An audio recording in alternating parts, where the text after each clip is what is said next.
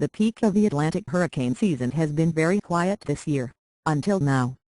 Hurricane Sandy is lashing the Caribbean, and has the potential to become the superstorm for the eastern United States next week.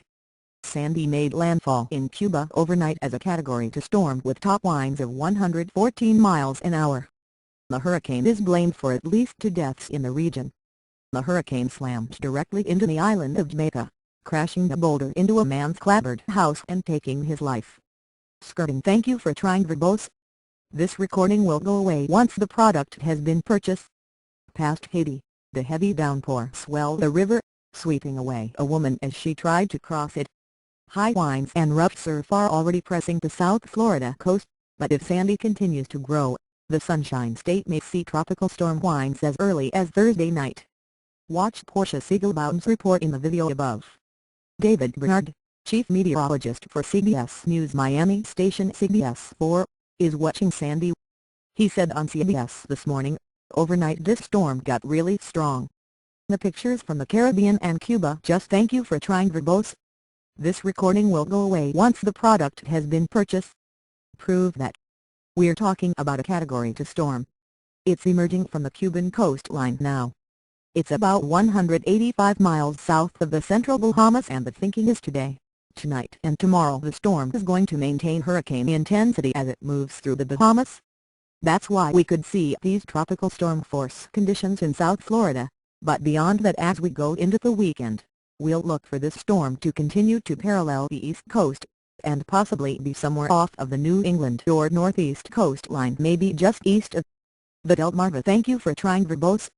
This recording will go away once the product has been purchased. Peninsula as well, Sunday night into Monday, and that's when things could definitely get tricky. "We're talking about a confluence of events," Bernard said. "We have a powerful hurricane in the Bahamas. That's a lot of warm air, a lot of heat, a lot of energy, and of course we're deep into fall now, and we have an unusual strong jet stream dip with winter-like cold air, and you put those two things together, that's the possibility that is on the weather maps right now, and that could lead to a powerhouse low pressure forming Sunday." Thank you for trying verbose. This recording will go away once the product has been purchased. And Monday.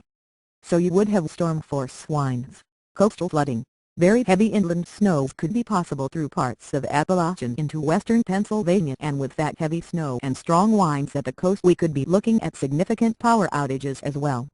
So it's kind of the worst of everything coming together, winter and what the tropical season has to offer.